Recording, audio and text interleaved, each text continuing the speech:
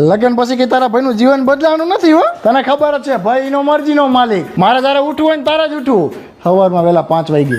અને મારા કંટ્રોલમાં પૂરેપૂરી હો. પછી હા, ઘરની બહાર પગ ન મૂકે જ્યાં સુધી એને કપડાં ઇસ્ત્રી ન કરી દઉં ત્યાં સુધી.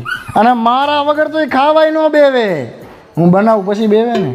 અને ક્રિકેટ મેચ જોવાનો શોખ હતો તો કે ભાઈએ મૂકી નથી દીધું હો. આજે તે એની સિરિયલ પૂરી થાય ને હુઈ જાય ને પછી 15 મિનિટ ઘાયકા ખૂણા બેહીને હાઇલાઇટ જોઈ લઉં. અને એવું નથી કે મરદના ફાડિયા એની વહુને દાબદબામણી રાખી હોય. નહીં, બધા નાના ડિસિઝન લેવા દઉં ખરો. જેમ કે પૈસા ક્યાં ઇન્વેસ્ટ કરવાના, ઘર ક્યાં લેવું, ગાડી કઈ લેવી, અને બધા મોટા મોટા ડિસિઝન તારો ભાઈ લે. જેમ કે હાવણી કઈ કંપનીની આવશે ઘરમાં, સ્ટોરીમાં સોંગ કયું મૂકવાનું, કઈ લારીમાંથી શાકભાજી લેવું.